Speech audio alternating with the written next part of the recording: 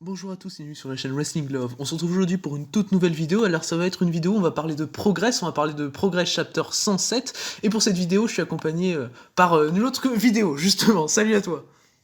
Salut, salut. Et ben du coup, ouais, on va parler de Progress. Toi qui suis Progress depuis même leur retour et même bien avant. Du coup, quelle était ta hype pour ce show et qu'est-ce que tu penses déjà? Parce que moi, je regarde pas trop de Progress, c'est pour ça que je t'ai invité. Qu'est-ce que tu penses du retour de Progress et de ce qu'ils font depuis le retour? Bon, pour l'instant, Progress, ça redémarre. C'est un peu lent au début. Ça commence à bien redémarrer. Bon, Progress est toujours aussi bien qu'avant. Bon, avant, c'était vraiment beaucoup mieux parce qu'il y avait beaucoup plus de catcheurs qui avaient un style de catch vraiment incroyable. Bon, maintenant, avec la crise dans le monde et le Covid, c'est un peu compliqué. Mais il y a pas mal de nouveaux rookies qui sont intéressants et franchement, ça peut être bien pour la suite. Non, oui, je suis assez d'accord. Bah, moi, personnellement, je connaissais que deux personnes sur la carte, et vraiment, il y a quelques noms qui m'ont assez intrigué, que j'ai vus, et qui m'ont bien plu. Donc, oui, pour le coup, je regarde quasiment jamais de catch européen, et là, ça m'a donné un peu envie de suivre un peu ce que va faire Progress chez ces prochains chapitres, en tout cas. Du coup, on va passer tout de suite à la review de ce show Progress Chapter 107. On va rentrer dans le vif du sujet. On avait en opener un match entre Chris Ridgway, que je connaissais pour le coup, et Spike Trivet. Ça a duré 10 minutes, victoire de Spike Trivet. Ce qui m'a un peu surpris parce que je sais que Chris Ridgway il a fait pas mal de bails chez Progress avant. Mais pour moi, c'est le meilleur match du show déjà en opener. Bam, j'ai mis 3,5. C'est un très bon match technique avec des moves assez stiffs, un bon selling. Voilà, c'est vraiment du bon catch technique comme je l'aime et vraiment un bon opener pour se rentrer dans le show en tout cas. Moi, pour ma part, comme note, j'avais mis 3,5 aussi. Mhm. Les openers, c'est toujours important dans un show, et là, il est bien réussi l'opener. Ça m'a surpris aussi la victoire de Spike Trivet, mais bon, c'est pour bien construire les deux catcheurs après, franchement, ça me dérange pas. Spike Trivet, il a un booking particulier chez Progress ou pas? Non, rien de spécial, mais en battant Chris Ridgway, qui est quand même, bon, c'est pas l'une des les superstars les plus importantes, mais depuis le retour, c'est quand même quelqu'un qui est en forme. Il a eu notamment un title shot contre Kara Noir. Donc, battre Chris Ridgway, ça peut bien te booker pour la suite. Ouais, et aussi j'avais une question aussi, c'est Chris Ridgway, il était accompagné par les Young Guns, je vais y arriver. Ouais. Il y a une alliance, il y a un groupe. Ouais, bah, depuis, je crois que c'était depuis le dernier show où il y a deux shows, je crois comment ça s'appelle? Il y a un des deux Young Guns, je crois que c'était, je sais plus c'est lequel, qui avait affronté Kara Noir. Et du coup, il y a Chris Ridgway qui avait fait équipe avec l'autre, de mémoire. Ouais, ils sont plus ou moins en alliance, de ce que j'ai compris. Hein. Ok, ok. Non, mais voilà, c'est pour bien mettre en tête les noms, les alliances, tout ça. Du coup, voilà pour ce match, pour cet opener, avec donc une victoire de Spike Trivet. On va passer au deuxième match du show. C'était Warren Banks contre Jen Money, là, deux mecs que je connaissais pas. Pour le coup, ça a duré 11 minutes. On a eu une victoire de Warren Banks. Pour le coup, j'ai bien aimé le match. J'ai mis 3,25. J'étais bien investi, mais j'ai pas du tout aimé le finish. En fait, t'as le gros spear de Warren Banks, et derrière, au lieu de faire le tomber, il part sur une soumission, et j'ai pas super compris. Et ça m'a un peu déçu, mais j'étais vraiment investi dans le match. Pour le coup, c'est deux mecs que je connaissais pas, mais Warren Banks, j'aime vraiment bien, il m'a un peu marqué durant ce show personnellement, et c'était un bon match pour ma part. Pour ma part, j'ai mis 3 au match. Hein. Le finish aussi m'a un peu. J'ai pas trop compris aussi, c'était un peu bizarre. Hein. Mais sinon, bon, ça fait le taf. Hein. En début de carte, ça fait le taf. Hein. Non, ouais, bah, en plus, il est bien placé, c'est après l'opener qui est, bah, pour le coup, même si l'opener est moins cool, moins court, voilà. Enfin, j'ai trouvé ça bien, ouais, pour le coup, le début de construction de cartes. Bon, après, j'aurais un petit problème avec la construction de cartes, mais là, le début est bien fait pour le moment. Mais du coup, voilà, donc victoire de Warren Banks. Est-ce que ça te surprend, toi, que c'est Warren Banks qui remporte le match? Pas forcément, parce que les deux, ils sont un peu au même rang à la progresse. C'est des mid-quart d'heure, c'est un match de Ouais. mid-card. Gene Money aurait pu gagner aussi, comme Warren Banks a gagné, ça me surprend pas plus que ça, non. Ok, ok. Du coup, voilà pour ce deuxième match du show. On va parler maintenant du troisième match. C'était LK Mazinger contre Big Guns Joe. Ça a duré 9 minutes, victoire de Big Guns Joe. Personnellement, j'ai pas trouvé le match ouf pour le coup. J'ai mis 2,75. C'est à la fin, t'as la German Suplex qui est un peu botchée. Ouais, parce qu'il faut savoir, ouais, Big Guns Joe gagne avec une German. Ça reste bien, mais c'est pas ouf. J'étais pas super investi, honnêtement. Il y a des bons petits échanges techniques, mais ça reste assez basique. C'est le deuxième match le plus court du show. Et enfin voilà, c'était vraiment un match random dans l'idée. Vraiment, il n'y avait pas d'histoire spéciale racontée. Ouais, bah c'est un peu pareil pour moi. Genre, le match, c'est pas que je m'en fous du match, mais c'est les deux catcheurs m'intéressent pas forcément. Ils ont rien de dingue dans leur style de catch. Ouais. Plus le German Suplex pour finir, c'est pas ce qu'il y a de plus crédible. Donc bon, moi, j'ai mis 2 au match. Alors moi pour le coup ça me dérange pas, chez All Japan faut savoir que le champion finit ses matchs avec les back souplex, tu sais. Donc Ouais, non moi je suis ouais, habitué, tu d'accord. sais. Ouais non je suis habitué Ouais. aux grosses Parce que moi, je souplex. regarde pas trop ce genre de. Ouais. Je regarde pas trop tout ce qui est Japon, donc bon, je suis pas trop habitué à ça. Non ouais non je comprends mais oui mais enfin, le problème pour le coup que j'ai c'est que c'était botché mais enfin voilà. Mais victoire de Oui, Big ouais, Gang c'est vrai, Joe. c'est plus ça que c'était boché, ouais, c'est plus ça. Ouais, mais du coup voilà pour ce match qui était vraiment de ce que j'ai compris, de ce que j'ai vu, le match le plus random sur la carte, je pense que t'es d'accord. Ouais, voilà, c'est ça. Ouais, Ouais, c'est ça. du coup, on va pouvoir passer au un match par équipe, au quatrième match du show, qui était les Young Guns, donc on en a parlé tout à l'heure, Ethan Allen et Luke Jacobs, qui affrontaient Sunshine Machine, Chuck Mambo et Tiki Cooper. Ça a duré 14 minutes, victoire de Sunshine Machine. Ça m'a un peu surpris parce que les Young Guns. Ah, mais je vais y arriver un jour. Les Young Guns, je les connaissais de nom. Je sais qu'ils ont déjà fait des matchs dans Ambition chez VXV, tout ça. Je sais que c'est une équipe qui est quand même assez connue dans l'indie européen. Et du coup, ça m'a un peu surpris qu'ils perdent. Mais voilà, j'ai mis 3-25. C'est vraiment un bon match. Moi, c'est mon deuxième match préféré du show. Les 5 dernières minutes du match m'ont vraiment investi. Pour le coup, au début, j'étais pas trop dedans. Mais vraiment, à la fin, j'ai trouvé ça très cool. Parce que je pense pas qu'ils avaient les adversaires pour, mais j'ai trouvé les Young Guns dans le début du match assez inintéressants. Mais vraiment, par contre, par rapport au finish, je les ai trouvés très stiff et très très cool. Ouais, c'est un peu pareil. Genre. Bon, les Young Guns, après, c'est pas une équipe que j'apprécie particulièrement. C'est pas que je m'en fous, mais bon, ils m'intéressent pas des masses. J'aime beaucoup Chuck Mambo. Genre, je me demandais pas pourquoi, j'en sais rien. J'ai trouvé le match vraiment pas mal. J'ai mis 3. C'est un bon match tag. Ouais, non, oui, c'est vrai que c'est un bon match. Les Young Guns, ils sont bookés comment chez Progress. Bah alors là, avec le tournoi qu'on avait eu pour le retour,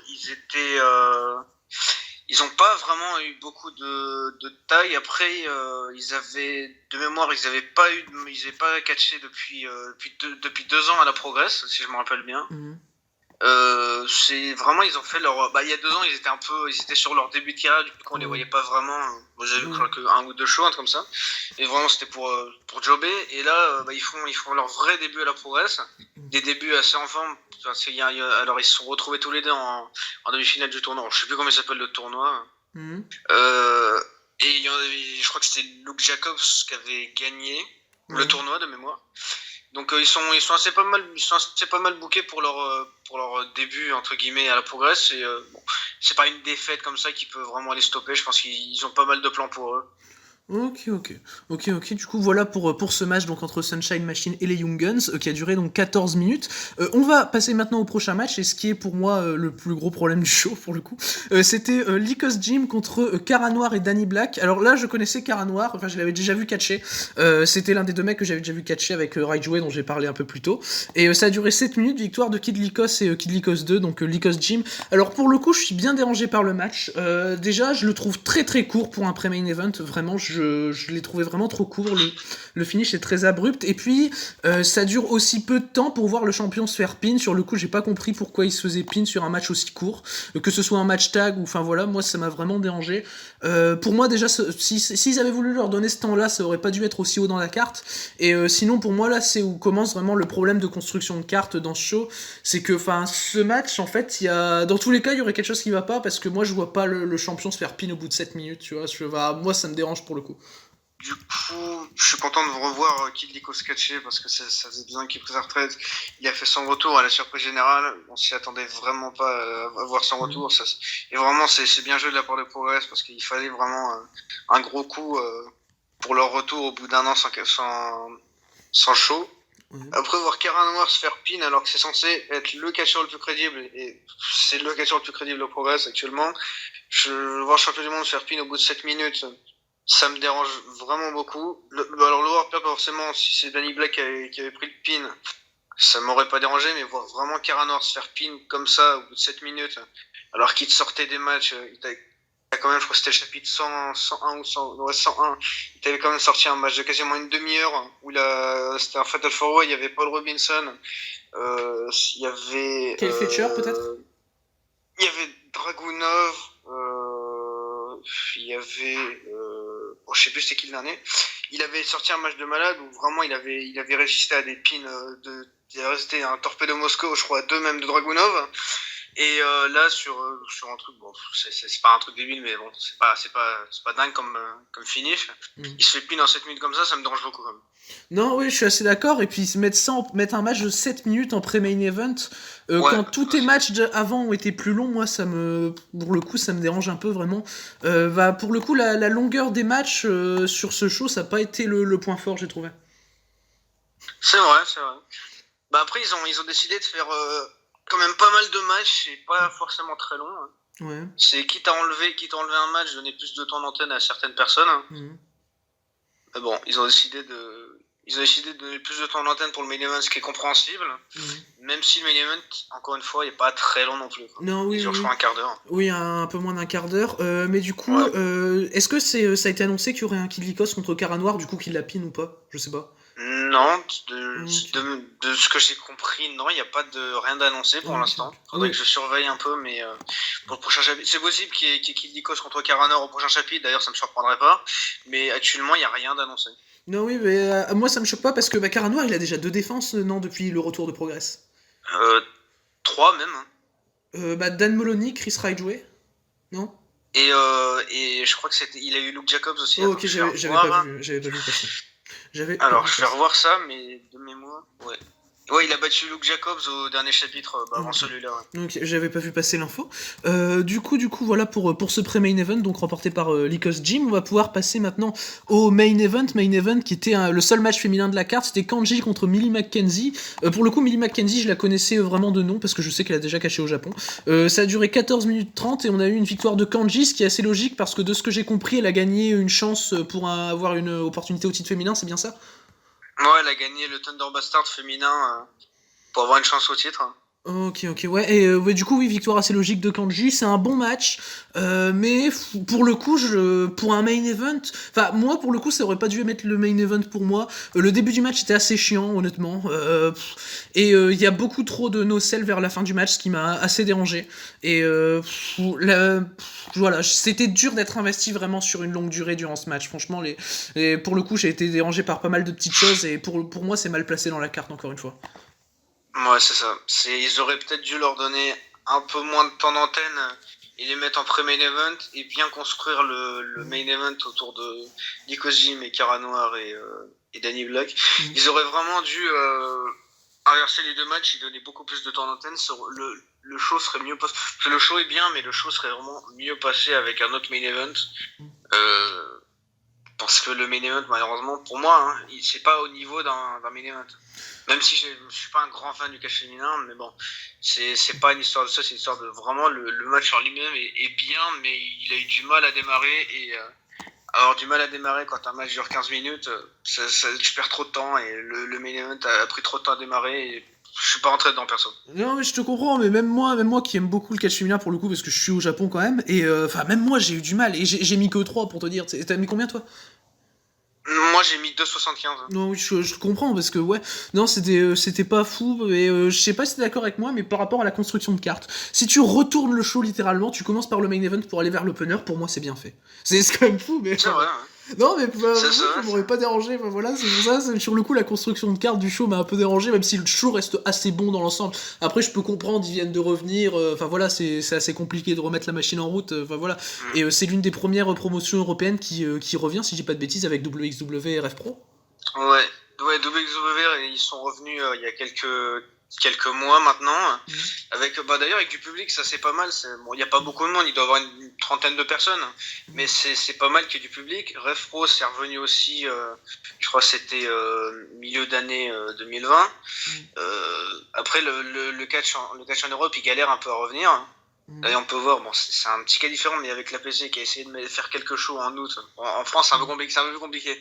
Ils ont essayé de faire quelques shows en août. Ils ont fait, je crois, 8 shows en août. Ils ont arrêté après parce que c'était pas possible. Le catch, c'est un peu compliqué à revenir en Europe. Et bon, ça fait toujours du bien de voir du catch européen, parce que je suis un grand fan du catch européen. Mais pour l'instant, ils sont un peu limités au niveau des moyens, au niveau des catcheurs. Mais ouais, je pense dans 3-4 shows, ça peut vraiment bien revenir, parce que dans 3-4 shows, certains catcheurs qui ont des obligations à l'étranger, je pense qu'ils pourront revenir. Ça va que s'améliorer, ça peut que s'améliorer de toute façon. Non, oui, puis c'est compréhensible. Puis là, je vois vraiment, t'as l'impression, même avec le roster qu'ils ont assez limité, j'ai l'impression qu'ils essayent vraiment de construire des histoires avec leur roster, même s'ils en ont moins. Et ils font un show par semaine, c'est ça, Progress? Alors, ils avaient fait un show par semaine. Là, ça faisait quand même. Ouais, on en avait eu un Là, oui, au début, c'était. Ils en avaient fait un le 20 février, ensuite un le 27. Ils ont attendu un petit peu, ils en ont refait un le 13 mars. Là, le 27 mars, ils en ont refait un autre, du coup, le dernier. Et sinon, c'est toujours, ouais, à peu près, les shows progressent à peu près tous les 15 jours, 3 semaines. Hein. Ok, ok. Ok, non, oui, bah en tout cas, ce show, le show en général, moi, il m'a donné envie de suivre un peu plus Progress, même si je suis pas fan non plus du show, mais ça restait assez cool à voir, ça dure 1h30 à mater, vraiment, c'est assez cool à voir. Moi, si j'ai un match à conseiller, personnellement, c'est clairement l'opener de très loin. Mais voilà, vraiment, non, oui, même moi qui suis vraiment pas du tout pour le coup dans le catch européen, ça me donne envie de suivre les prochains chapitres de Progress, personnellement. Moi, c'est vrai que Progress, là, c'est un show, enfin, c'est un peu les shows, c'est un peu les shows de transition, parce que quand on voit le dernier show qu'ils avaient fait, hein, dans la carte, t'avais des Dragunov, des Mark Andrews, des Eddie Kingston, t'avais même Walter, donc vraiment c'était, t'avais des gros noms. Hein. Et là, c'est un peu plus compliqué de les ramener pour l'instant. Hein. Et avec le roster qu'ils font, ils nous font quand même pas mal de suspense et quelques teasings de rivalité. Et franchement, on peut voir ce que ça peut donner des trucs bien. C'est ça qui est, parce que même s'ils ont un roster limité, le roster a quand même du talent, je trouve, pour la plupart. Hein. Bon, forcément, il y en a toujours qui ont un peu moins de talent que les autres parce qu'il faut quand même faire tourner un peu. Mais sinon, ouais, ça peut donner de belles rivalités, ça peut donner de très bons shows. Dans les prochains chapitres. Non, je suis assez d'accord. Moi, personnellement, parmi ceux que je connaissais pas, les catcheurs qui m'ont marqué, c'est vraiment Spike Trivet et Warren Banks pour le coup. Mais enfin voilà, voilà, dans l'ensemble, c'est un bon show que je recommande si on suit pas Progress. Parce que vraiment, il n'y a pas de match très important. Enfin voilà, c'est vraiment un show de transition, comme tu le dis, par rapport au précédent show dont j'ai vu la carte et dont j'ai vu les cartes, et il y avait toujours une défense de titre quasiment. Je crois qu'ils ont fait un tournoi également Progress, enfin Natural Progression Series, il me semble. Ouais, c'est ça. C'était un tournoi pour justement il faut savoir que tous les catcheurs qui étaient dedans, alors quasiment tous, alors je crois que c'est tous, mais je sais plus, ils débutaient à la Progress, donc c'était pour donner une chance aux nouveaux, ça c'était quelque chose de bien. Hein. Et ouais, comme tu l'as dit, Caranoir, tous les shows de reprise, donc il a défendu son titre. Hein. Ok, ok. Non, oui, ça c'est très bien pour le coup. Ça c'est, je trouve, un bon moyen de mettre la hype sur les shows, même s'il n'y a pas trop de storyline. Du coup, voilà, pour ce show Progress Chapter 107, c'est bon pour toi par rapport au show? Oui, moi je dis tout ce que j'avais à dire. Ouais. Ok, ok, bah parfait. Mais du coup, voilà hein, pour cette review de Progress Chapter 107. Merci à toi, vidéo, d'avoir suivi, d'avoir participé à cette vidéo. Et voilà, on fera sûrement des vidéos sur Progress prochainement, parce que du coup, je vais me mater les shows Progress. Hein. Et du coup, voilà, d'ici les prochaines vidéos, je vous dis à la prochaine. Salut tout le monde.